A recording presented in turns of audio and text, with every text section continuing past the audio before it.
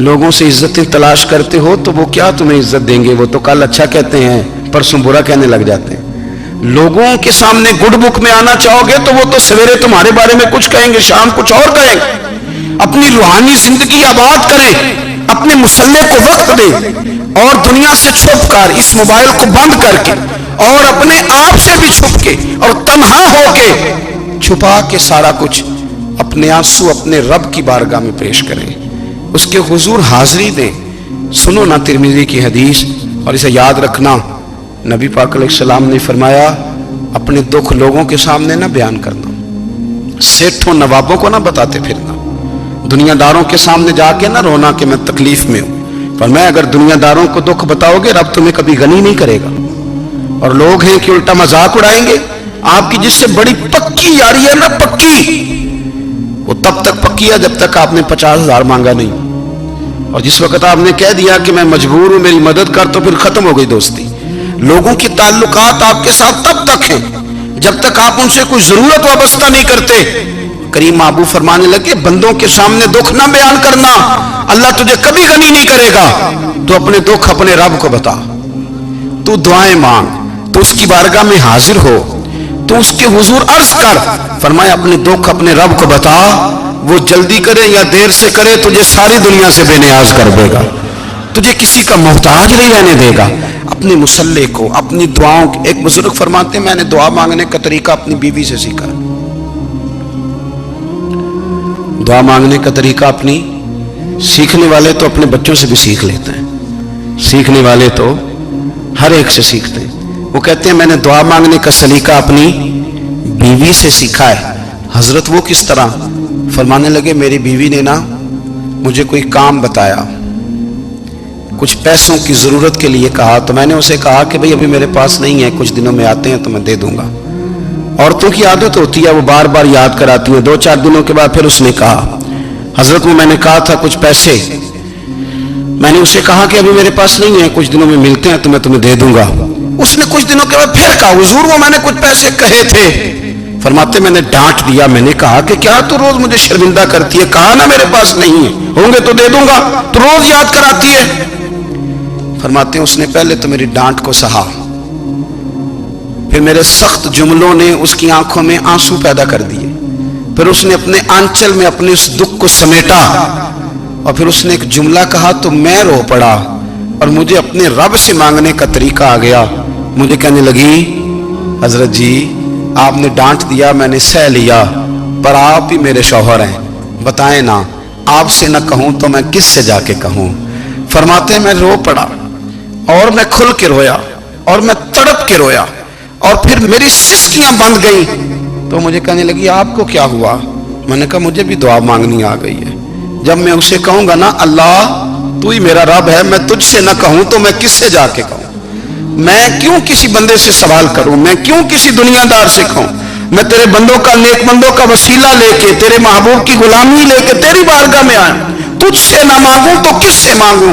سمجھ آ گئی ہے جب میں اس رنگ میں مانگوں گا تو پھر رب میرے اوپر بڑا ہی فضل فرمائے گا، وہ میرے اوپر بڑی رحمت کرے گا، وہ میرے لیے آسانیاں کرے گا۔ عزیز دوستو ہم اس طرح کرنے لگ گئے ہیں کہ ہم نے نا اپنے تعلقات پر اعتماد کرنا شروع کر دیا ہے۔ میرے تعلقات بہت ہیں، ہم نے اپنی دولت پر اعتماد کرنا شروع کر دیا ہے، میرے پاس دولت بہت ہے، ہم نے اپنے علم پر، اپنی شہرت پر اعتماد کرنا شروع کر دیا ہے کہ میرے پاس فلاں چیز بہت ہے۔ یاد رکھنا جب بے نیاز اپنی صفت بے نیازی دکھاتا ہے تو بڑی بڑی دولتوں والے مجبور نظر آتے ہیں۔ بھائیو جب انسان کا رشتہ اپنے مالک کے ساتھ ہوتا ہے پھر تو غم بھی کچھ نہیں کہتے، پریشانیاں بھی کچھ نہیں کہتی، پھر تو زندگی صبر والی، پھر تو زندگی توکل والی، پھر تو زندگی بھروسے والی، پھر انسان اپنے آپ کو رسوا نہیں کرتا، دنیا داروں سے امیدیں اس کی ختم ہو جاتی، امیدیں اللہ رسول سے لگا لیتا ہے، مضبوط ہو جاتا ہے، مضبوط، طاقتور ہو جاتا ہے، خوددار ہو جاتا ہے، باوقار باعزت ہو جاتا ہے۔ حضرت بہلول دانا رحمت اللہ علیہ بیٹھے تھے تو ہارون رشید حج کر کے آ رہا تھا، تو رستے میں حضرت شیخ سے ملاقات ہو گئی، تو السلام علیکم کے بعد کہنے لگا حضور کوئی حکم ہو تو بتائیے گا۔ تو حضرت بہلول دانا فرمانے لگے تیرا رب کون ہے؟ اس نے کہا اللہ۔ تو فرمایا میرا کون ہے؟ کہا اللہ فرمانے لگے تو بڑا ہی بیوقوف ہے، کیا تو یہ سمجھتا ہے کہ رب ہارون رشید کو تو دے گا اور بہلول دانا کو بھول جائے گا؟ تیرا بھی وہی رب ہے، میرا بھی وہی رب ہے، اس نے اگر تجھے دے کے آزمایا ہے تو ہو سکتا ہے مجھے نہ دے کے آزما رہا ہو، جب اس کی حکمت کے تقاضے ہوں گے تو عطا کرے گا اور دے گا، تو جا اپنا کام کر۔ بھائی اپنی روحانی زندگی، اپنی عبادات، اپنے وظائف، اپنے روزمرہ کے معاملات، اپنی دعائیں، اپنا استغفار، دیکھو کوئی مشکل کام تو نہیں 2 رکوع ہیں سورہ واقعہ کی اگر رات کو پڑھ لی جائے تو۔ میں کس طرح یہ بات بیان کروں کہ تعویذ بانٹنا آسان ہے اور وظیفہ بتانا مشکل ہے؟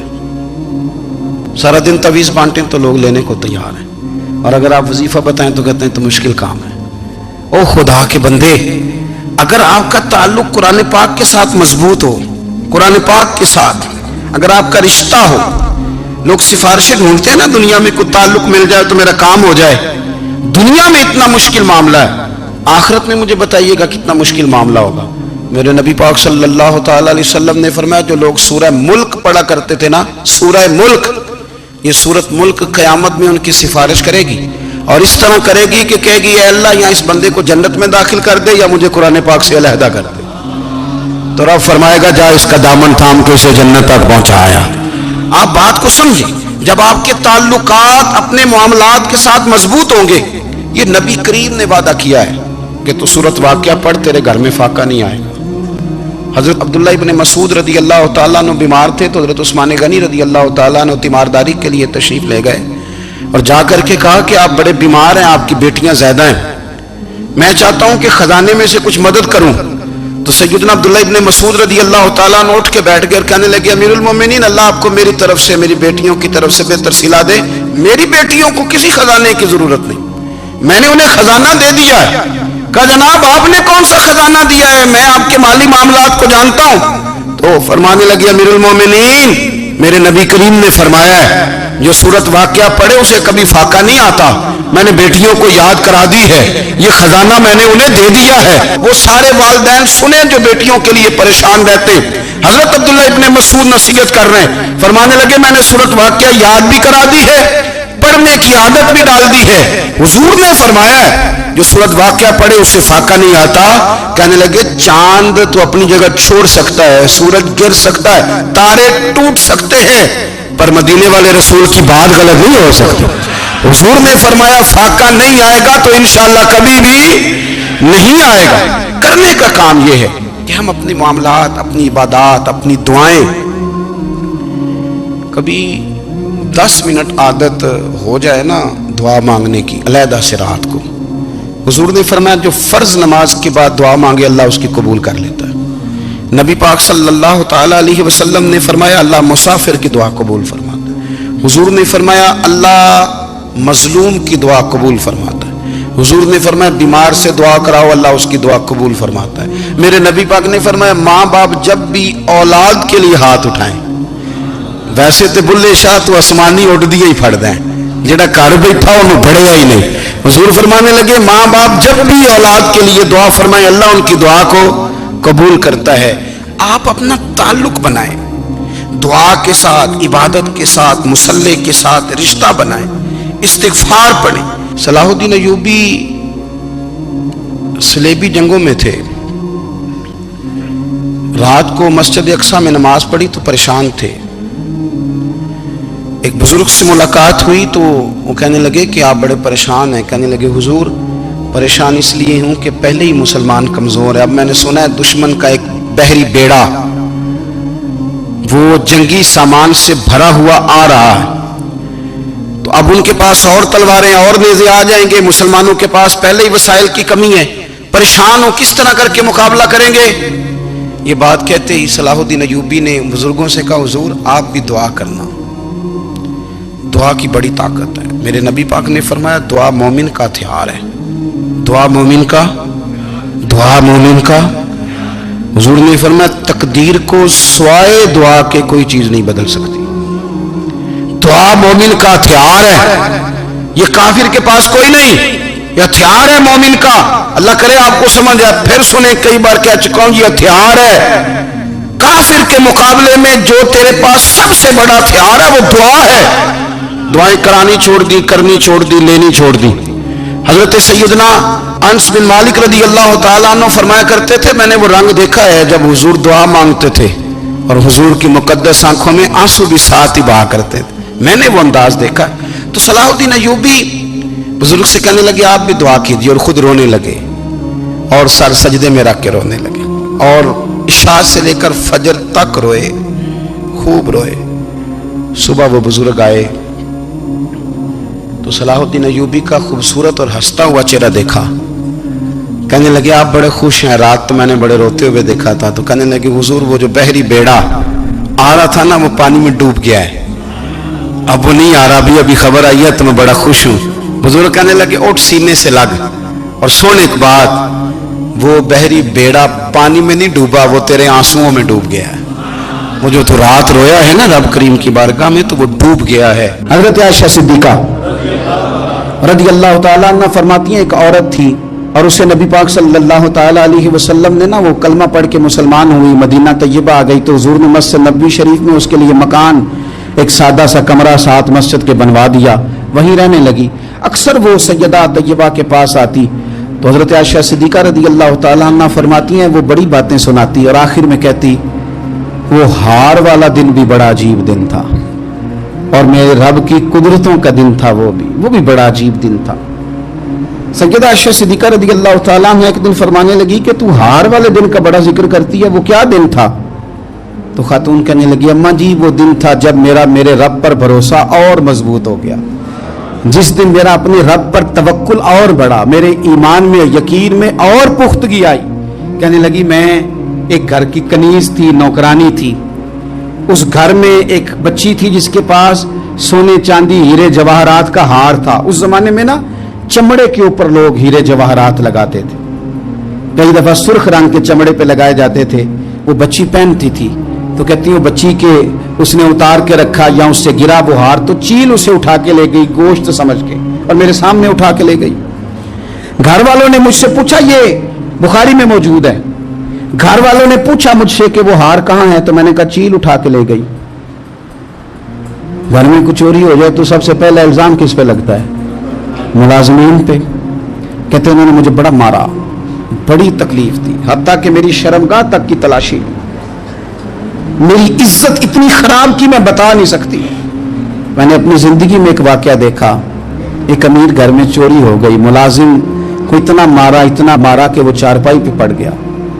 पुलिस वालों से इतनी मार पड़वाई गई कि वो बेचारा चारपाई पे पड़ गया और फिर वो इतना बीमार हुआ और कुछ दिनों के बाद पता चल गया कि चोर तो अपना बेटा है उनका। फिर उसका इंतकाल हो गया। अब वो सेठ साहब और घर वाले आके ना मरने वाले के कान में माफिया मांग रहे हैं, कान में। तो मैंने उनसे फिर कहा था कि ये तो अब चला गया है, तुम्हारा जोर चलता था ना तो तुमने कानून खरीदा और तुमने इसे जितना हो सका तुमने इसे मार पड़वाई, तुम्हारे पास जो अदालतें थी तुमने वहां कार्रवाई की, अब एक अदालत कयामत के दिन लगेगी। ये कमजोर था ना, कुछ कर नहीं सका। मेरे नबी पाक सल्लल्लाहु अलैहि वसल्लम ने फरमाया सुन लो, अगर सींग वाली बकरी ने बगैर सींग वाली बकरी को तकलीफ दी होगी ना तो कयामत के दिन उसे भी बदला देना पड़ेगा कि तेरे पास सींग थे और तूने इसे मारा था। वो खातून अर्ज करती है सैयदा आयशा की खिदमत में कि मुझे बड़ा मारा, मुझे तकलीफ दी, मैं कह रही थी कि मेरे सामने चील ले गई है पर वो नहीं मान रहे थे, अम्मा जी उन्होंने मुझे बड़ा मारा। हजरत आयशा सिद्दीका कहती है फिर क्या हुआ? कहने लगी अम्मा जी जब कोई मेरा मददगार ना रहा, मुझे तकलीफ दे रहे थे, रुसवा कर रहे थे, तो मैंने अपने रब से मदद चाही, मेरे रब की तरफ मैंने तवज्जो की, मैंने कहा मालिक अब तू ही मेरा मददगार है। कहती है वो मुझे मार रहे थे तो वो चील जो हार ले गई थी वही लेके वापस आ गई और हमारे सरों के करीब ला के उसने जब उस हार को फेंका वो मुझे छोड़ के साइड पे हुए, वो मेरी बेगुनाही जान गए। लेकिन आपको बताऊं उस दिन से मेरा अपने रब पर यकीन और बढ़ गया। मुझे समझ आ गई कि जब इंसान पूरा टूट जाता है और जब कोई चारों जानिब उसका मददगार नहीं होता तो रब तो होता है ना, अल्लाह तो उसका मददगार होता है ना, वो तो फिर अपने उस बंदे की मदद करता है ना, फिर वो तो तवानाई देता है ना, वो तन्हा नहीं छोड़ता, वो तो आंसुओं वालों के आंसुओं पे बड़ा करम फरमाता है। وہ تو قسم پرسی میں آ جاتا ہے, اس کی رحمت بڑھ کے استقبال کر لیتی. او میری ملت کے جوانوں, مزہ نہیں آ جاتا جب ساری دنیا سوئی ہو, ساری دنیا, اور بستر بھی گرم ہو اور نیند بھی پورا غلبہ کر رہی ہو, اور اچانک گھنٹی بجے دماغ میں, آنکھ کھلے, گھڑی پہ نظر پڑے, 3:30 4 بجے کا پیغام گھڑی بتائے, اور کوئی چڑھتی جوانی والا اٹھ کے وضو کرے, اور جب وہ مصلی کھول کے بچھائے تو مدینے والے محبوب کہتے ہیں کہ ہر نماز پہ رب ثواب دیتا ہے, اور جو اٹھ کے تہجد کی نماز پڑھے اسے دیکھ کے تو رب مسکراتا ہے, جو اس کی شان کے لائق ہے, جو اس کی شان کے لائق, وہ مسکراتا ہے, خوش ہوتا ہے کہ میرا بندہ تہجد میں اٹھ گیا, وہ مسکراتا ہے. کاش ہماری صبحیں کبھی اپنے مالک کے نام ہو جائیں, کاش کے صبح. حضرت ابو الحسن رحمۃ اللہ تعالی علیہ حضرت معاذ ابن جبل رضی اللہ تعالیٰ عنہ کے پاس بیٹھا کرتے تھے. فرماتے ہیں ان سے جو پیار بڑھا تو پھر میرا مصلی سے بھی بڑھ گیا. تابعی ہیں, فرماتے ہیں صحابی رسول سے محبت ہوئی تو ذکر سے بھی ہو گئی, پھر درود شریف سے بھی ہو گئی. محبت ان سے بڑھی تو پھر اللہ نے مسجد کا پیار بھی بڑھا دیا. آپ فرماتے ہیں کہ میری ہر وقت بھی یہ چاہتی تھی کہ بس اللہ اللہ کروں, بس اللہ اللہ کروں, بس نہ میں ذرا تھوڑی جان چھڑاؤں لوگوں سے, کو 10 منٹ ملے تو میں کچھ 4 نفل پڑھ لوں, میں تھوڑا سا نہ بچوں لوگوں سے, اور مجھے تسبیح ملے تو میں نہ کچھ 400-500 دفعہ استغفار پڑھوں, سبحان اللہ, الحمدللہ, اللہ اکبر, لا حول ولا قوت الا باللہ, میں نہ تسبیحات پڑھوں. فرماتے ہیں کہ بچے تھے گھر میں 6-7, غربت تھی, کام ملتا کوئی نہیں تھا, اور میں کام چور نہیں تھا, کام ڈھونڈتا تھا, پر اللہ کی قدرت کے کام نہیں ملتا تھا. فرماتے ہیں کہ میں نے ایک دن اپنی اہلیہ سے کہا کہ آج میں پھر جاتا ہوں کام ڈھونڈنے. تو میری بیوی بڑی فرما بردار تھی, پر اس دن نہ غربت کے ہاتھوں تنگ آ کے کہنے لگی, آج نانا کوئی تو چیز لے کے آیا. تو مجھ سے بچوں کی بھوک نہیں دیکھی جاتی ہے, سب روگاں دا روگ محمد جس دا نام غریبی, کنڈ بلا کے لنگ جاندے نہیں دوست یار قریبی. آج نہ کچھ لے کے آیا تو میں بچے لے کے چلی جاؤں گی.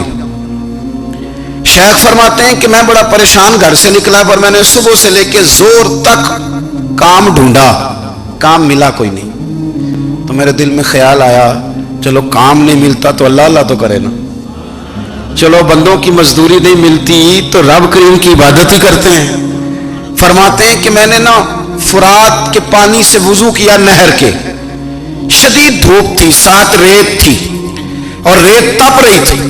میں نے اپنا رومال وہیں مصلی کے طور پر بچھا لیا, اور فرماتے ہیں کہ زور سے لے کر عصر تک نماز پڑھی, دھوپ بھی پورے زور پہ, پر میرے سجدے کا ذوق بھی پورے زور پہ. فرماتے ہیں سورج بھی چمک رہا ہے اور رب کی عبادت کا ذوق بھی پورے زور پہ.